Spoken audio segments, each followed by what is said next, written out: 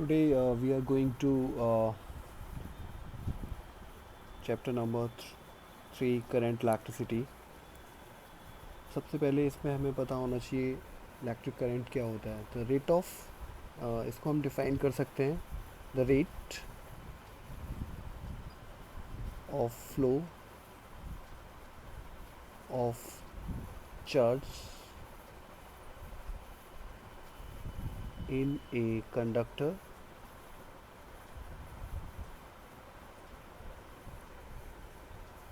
Is called electric current.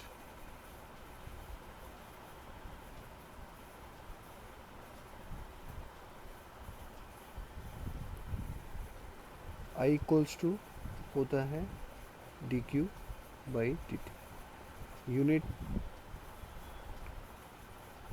Is coulomb per second.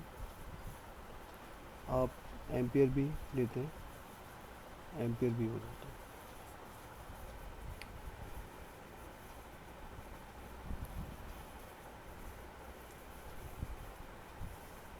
इसके बाद आता है इसमें drift velocity.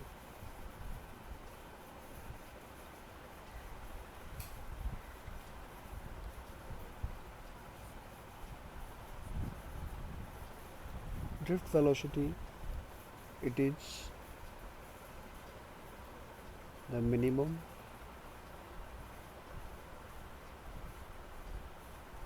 average velocity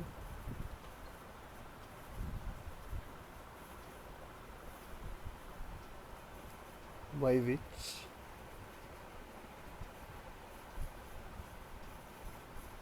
electron drift from one end of the conductor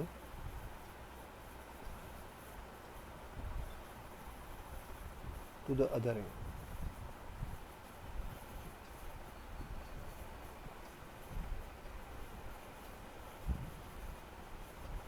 In the influence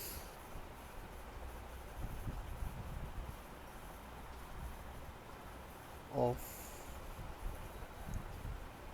electric field applied।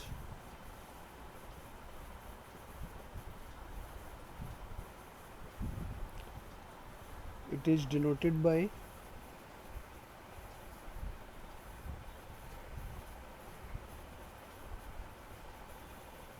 VD। VD equals to result आता है small E capital E M tau. यहाँ पे E electron का charge होता है, capital E electric field applied between the two ends of the conductor, M mass of the electron, tau relaxation time. ये अभी आपको बताएंगे क्या क्या कैसे आता है।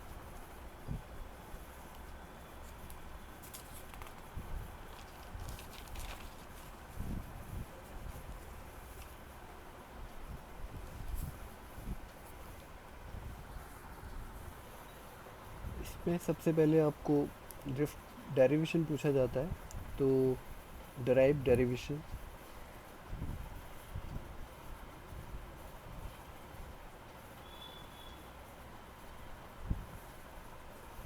फॉर ड्रिफ्ट वेलोसिटी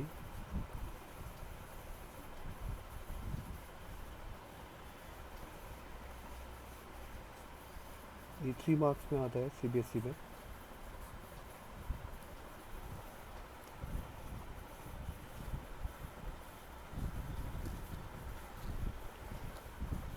इसमें सबसे पहले आपको एक ये मान लीजिए आपने एक एल लेंथ का कंडक्टर लिया, इसकी लेंथ एल है और यहाँ पर आपने उसको एक एक्सटर्नल सोर्स से कनेक्ट कर दिया। तो with in the conductor free electrons होते हैं, तो electron will move towards the positive plate, तो डायरेक्शन ऑफ करंट इलेक्ट्रॉन के मूवमेंट के अपोजिट हो जाएगा, तो direction of current will be in this direction. ए इसका एरिया मान लीजिए, ई इलेक्ट्रॉन का चार्ज है और यहाँ पे ये आपने एक बैटरी लगाया हुआ है, तो होगा क्या, जैसे ही यहाँ पे ये इलेक्ट्रॉन जब इधर आएंगे तो बीच में उसको बहुत सारे कोलिजन्स भी झेलने होंगे इस एंड से इस एंड पे आने के लिए। तो ईच एंड एवरी कोलिजन के बाद उसकी वेलोसिटी में चेंज आएगा।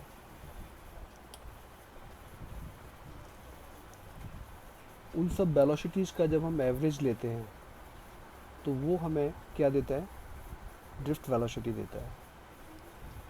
तो जैसा कि हम जानते हैं, जहाँ पर इलेक्ट्रिक फील्ड होता है वहाँ पे फोर्स होता है। तो F equals to Q E, F equals to M A, क्योंकि इलेक्ट्रिक फील्ड अप्लाइड है between the two ends of the conductor, तो उस पर इलेक्ट्रॉन पे इतना फोर्स लगेगा, और जहाँ फोर्स होता है वहाँ पे एक्सेलरेशन होता है।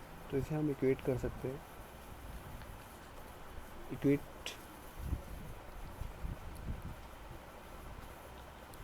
1 and 2,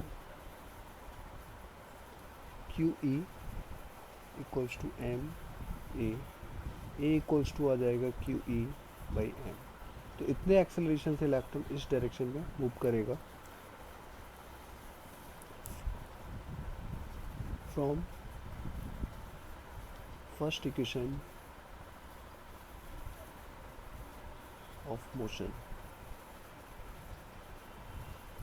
v equals to U plus A T हम जानते हैं।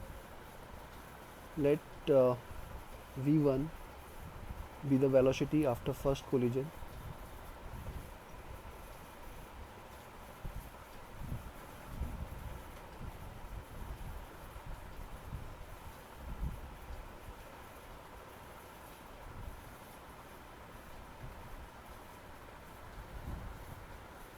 तो v1 equals to u1 plus A tau one ये एक रिलैक्सेशन टाइम बोला जाता है। It is the time interval between two successive collision. एक कोलिजन होने के बाद जब वो इलेक्ट्रॉन यहाँ से यहाँ मूव करता है तो उसको कोलिजन्स झेलने होते हैं। तो ईच एंड एवरी कोलिजन के बाद एक टाइम आता है, time interval between two successive collision is called relaxation time. This is relaxation time. For second collision के लिए b2 u2 plus A tau 2। ऐसे ही n कोलिजन्स के लिए vn un plus A tau n। इन सभी equations को both side add करने पर, adding all equations both sides, we will get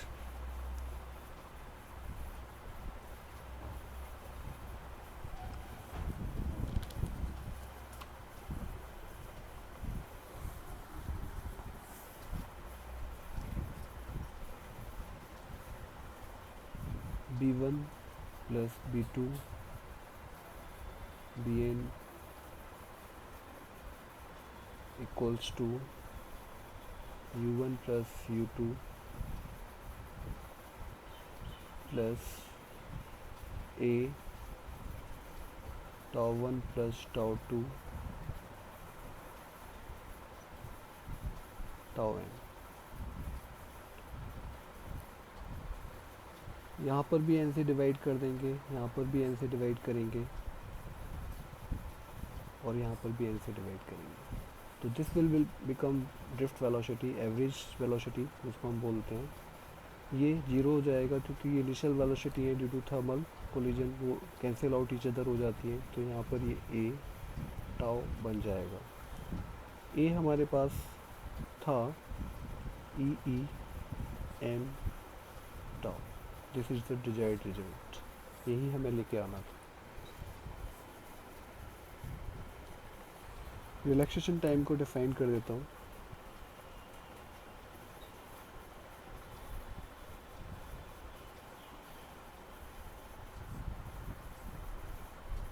it is time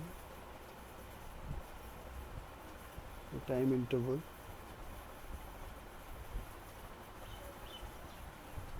between successive collision. Unit क्या होगा इसका, व्हाट इज द यूनिट, तो यूनिट भी लिख दीजिए, is second.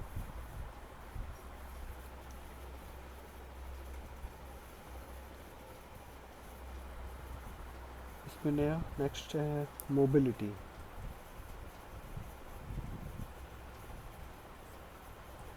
It is denoted by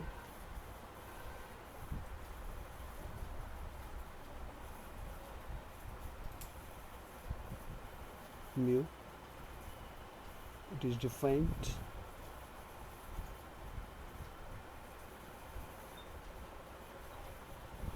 as drift velocity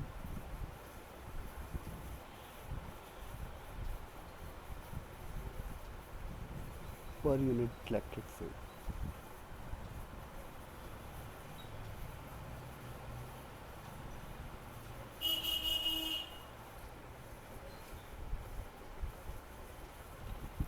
तो म्यू इक्वल्स टू आ जाएगा V D upon E. B D आप जानते हैं E M tau divide by E से ई कटेगा तो म्यू आ जाएगा E tau upon M. This is the desired result.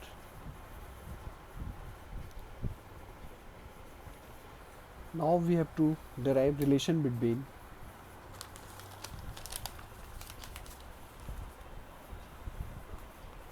derive, ये भी 3 मार्क्स में आता है। derive relation between drift velocity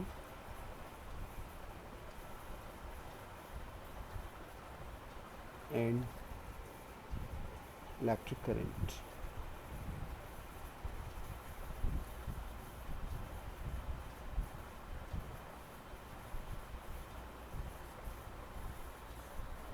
CBSE में ये भी 3 मार्क्स में आता है। या लिखा है और शो दैट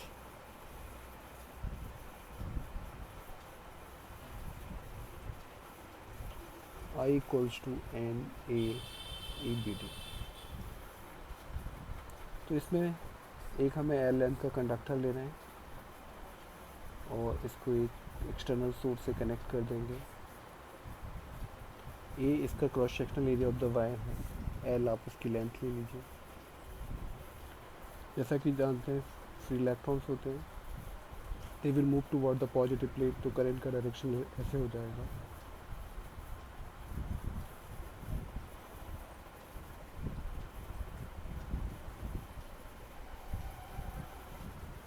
अब देखिए टोटल चार्ज कितना होगा। Total charge in the conductor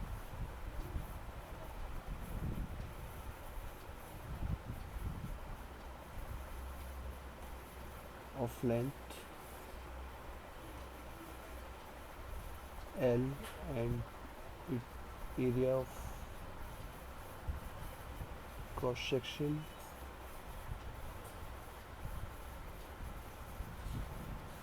A। Q बराबर एन ई जानते हैं हम, पूरे वॉल्यूम में देखना है तो एरिया इंटू लेंथ, तो ये वॉल्यूम हो जाएगा। आल्सो Q बराबर आई इंटू टी भी होता है। इसे 1 बोलिए, इसे 2 बोलिए।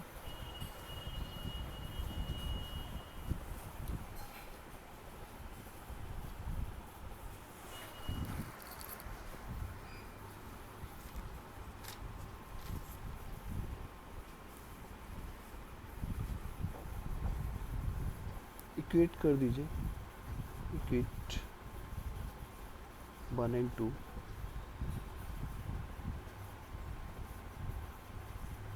N E A L equals to I into T.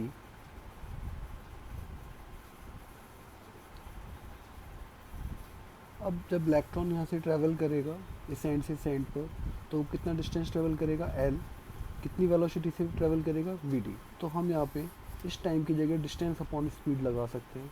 तो आई डिस्टेंस कवर किया इलेक्ट्रॉन ने एल, वेलोसिटी वी डी से ट्रैवल किया N E A L, L ने एल को मारा, तो I equals to N E A V D, यही हमें चाहिए था। तो जब भी कभी हम एक एल लेंथ के कंडक्टर से एक्सटर्नल सोर्स कनेक्ट करते हैं तो electrons will move towards the positive and of the source, जिसकी वजह से करंट का डायरेक्शन अपोजिट हो जाएगा। अब हम यदि टोटल चार्ज देखेंगे तो Q बराबर एन ई इंटू पूरे वॉल्यूम में देखेंगे, एंड आल्सो हम जानते हैं Q equals to I into T. तो जब हम दोनों को क्रिएट करेंगे तो हमारे पास ये रिजल्ट आएगा।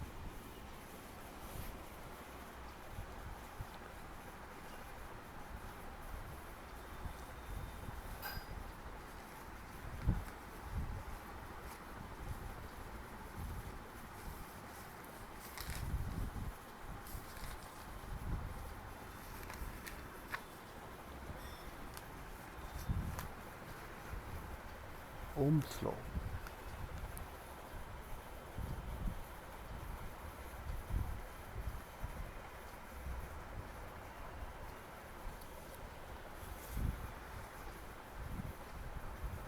इसमें देखिए जैसा कि आपने क्लास 10th में पढ़ा होगा, according to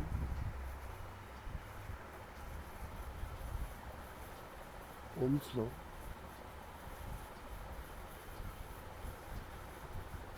current flowing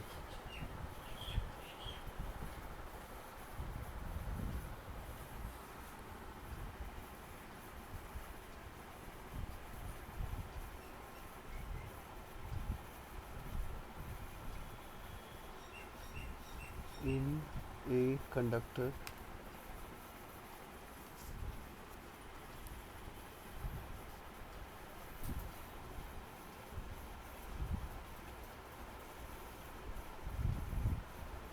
is directly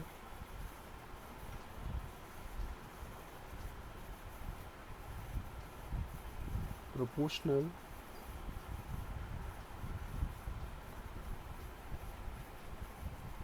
to the voltage applied between two ends of the conductor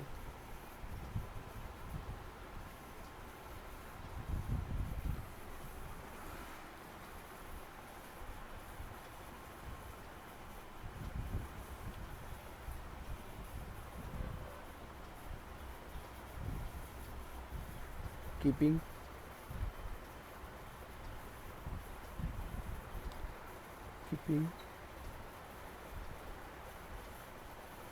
area and temperature of the wire is constant. V is directly proportional to I, तो V equals to आ जाता है I R. ये statement है। अब हमें इसे proof भी करना है, तो यहाँ पे फिर एक आप एल लेंथ का कंडक्टर ले लीजिए और उसको एक एक्सटर्नल सोर्स से कनेक्ट कर दीजिए। यहाँ पे इसकी लेंथ एल है, area of cross section of the wire is यही। इलेक्ट्रॉन पॉजिटिव प्लेट की तरफ जाएगा तो करंट का डायरेक्शन अपोजिट हो जाएगा। तो जितना हम वोल्टेज ज़्यादा लगाते हैं to ends of the conductor, उतना ही ज़्यादा करंट फ्लो होता है। लेकिन शर्त यह है area of the wire change नहीं होना चाहिए, यूनिफॉर्म होना चाहिए और टेम्परेचर कांस्टेंट रहना चाहिए, तभी ओम्स लॉ होल्ड होता है।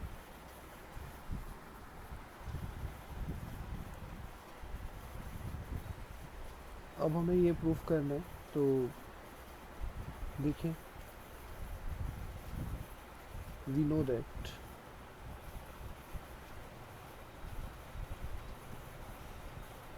I equals to N A E B D, अभी हमने नीचे निकाला है। also B D drift velocity जिससे इलेक्ट्रॉन मूव करता है, E E M tau.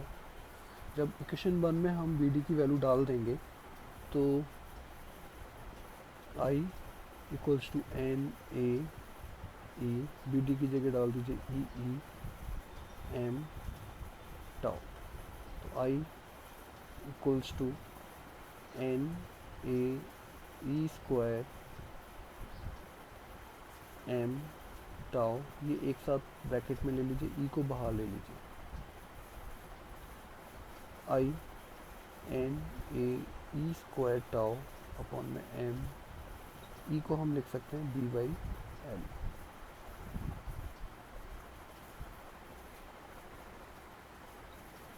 I equals to N A E square tau, ये हो जाएगा एम एल बी। तो यहाँ पर ये जो है आर, इसको ये आर के बराबर है M L N A E square tau. Mass of the electron constant है, length of the wire constant है, नंबर ऑफ इलेक्ट्रॉन कांस्टेंट होंगे, area of cross section constant होगा, इलेक्ट्रॉनिक चार्ज भी कांस्टेंट होता है, टाउ रिलैक्सेशन टाइम भी nearly constant ही होता है। तो ये सब मिलके एक नया कांस्टेंट बोल देते हैं जिसको हम रेसिस्टेंस ऑफ द वायर बोलते हैं। तो यहाँ पर ये हो जाएगा I equals to 1 upon R V, तो V equals to I R. Unit of resistance आप जानते हैं, इज ओम।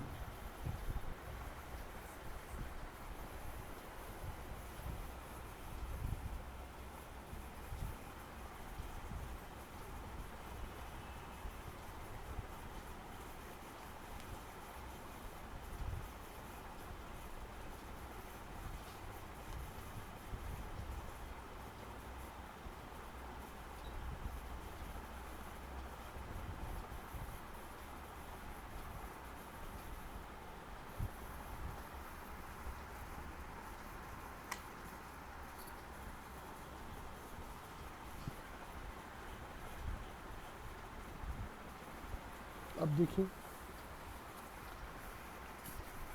इस पर बेस्ड हम कुछ क्वेश्चंस करते हैं जो भी हमने टॉपिक्स पढ़े हैं।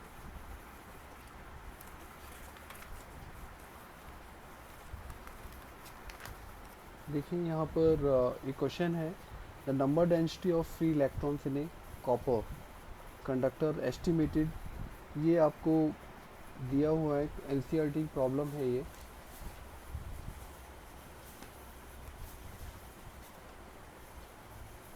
क्वेश्चन नंबर 3.13 एनसीईआरटी का क्वेश्चन है, जिसमें आपको नंबर ऑफ डेंसिटी इलेक्ट्रॉन्स दिए हुए हैं। How long does an electron take from one end of the wire. देखिए वायर जो है, यहाँ पर पहले वायर बना लीजिए, ये 30 मीटर लॉन्ग है और इसका एरिया आपको दिया हुआ है, एरिया आपको गिवन है 2 × 10⁻⁻6 मीटर स्क्वायर। एंड करंट जो इसके अंदर फ्लो हो रहा है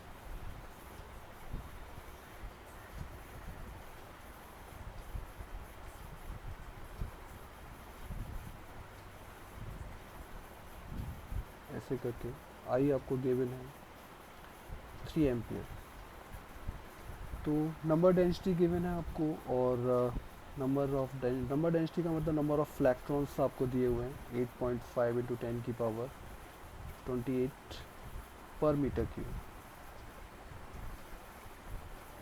अब हाउ लॉन्ग, कितने समय बाद electron take drift from one, इस एंड से इस एंड पर इलेक्ट्रॉन कितने समय बाद पहुंच जाएगा, ये निकालना। तो देखिए हम जानते हैं, वी नो दैट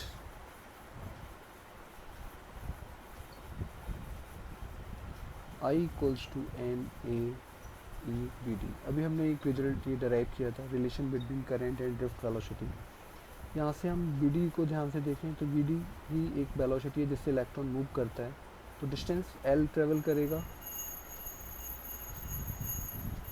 नीचे टाइम, तो time equals to distance upon speed, तो यहाँ से टी इक्वल्स टू आ जाएगा एल बाई बी टी।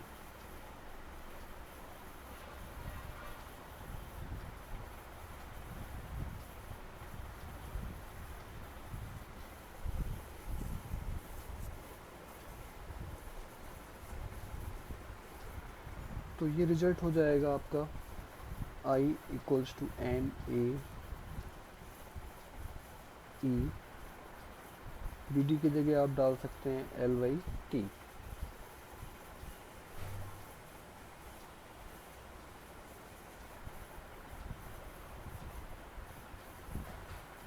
तो यहाँ पर यदि टी निकालना है हमें तो टी इधर हम भेज सकते हैं, तो टी इक्वल्स टू आ जाएगा N A E L upon में आई। जब यहाँ पे सभी वैल्यूज डाल देंगे, नंबर ऑफ डेंसिटी आपको गिवन है 8.5 इंटू 10 की power 28, area cross section of the wire 2 into 10 की power -6 metre square, and electronic charge आप जानते हैं 1.6 10 की पावर -19, एंड लेंथ भी आपको दिया हुआ है 30 मीटर, लेंथ इज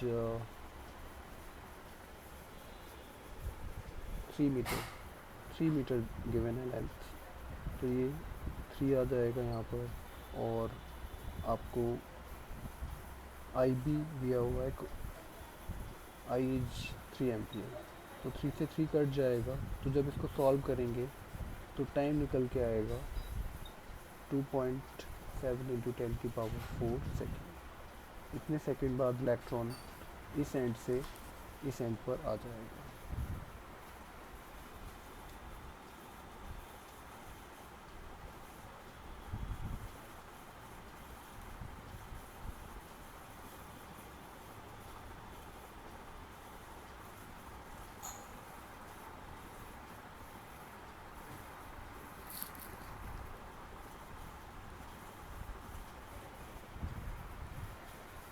अब देखिए इससे जुड़ा हुआ एक और क्वेश्चन है।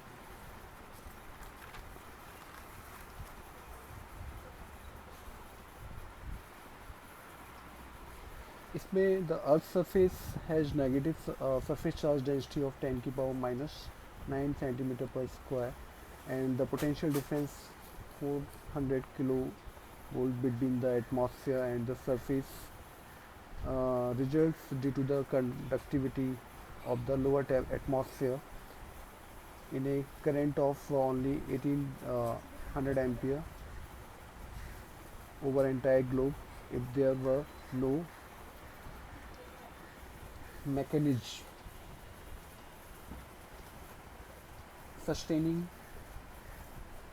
atmospheric electric field. How much time roughly would be required to neutralize Earth's surface? This never happens in practice because of there is a mechanism of replenish electric charges, namely continual thunderstorms and the lightning of different parts of the globe. Radius of the earth आपको 6.37 10 की power 6 metre दिया हुआ है। तो यहाँ पे हमें जो पैरामीटर्स दिए हुए हैं, R radius of the globe आपको दिया हुआ है, जो अर्थ है 6.37 इंटू 10 की पावर +6 मीटर, एंड कंडक्टिविटी आपको दी हुई है 10 की पावर -9 कूलाम पर मीटर स्क्वायर, एंड करंट आपको गिवन है 1800 एम्पियर। अब जैसा कि हम जानते हैं आई इक्वल्स टू होता है क्यू बाई टी, तो यहाँ से टी आ जाएगा क्यू अपॉन आई।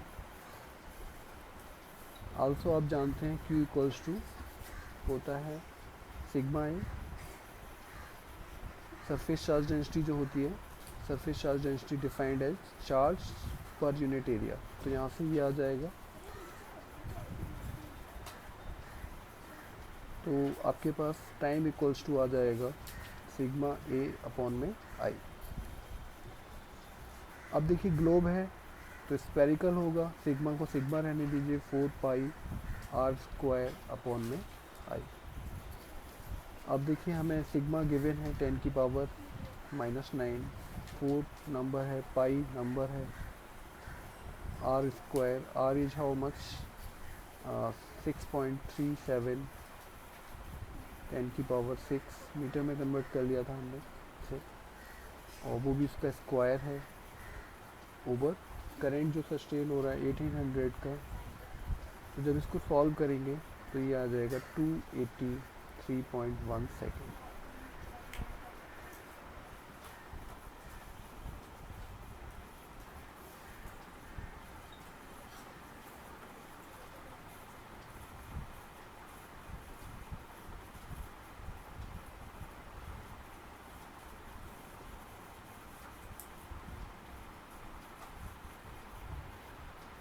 आपको ये मेरा वीडियो अच्छा लगा हो, please like and subscribe it for further videos related to this chapter. Thank you.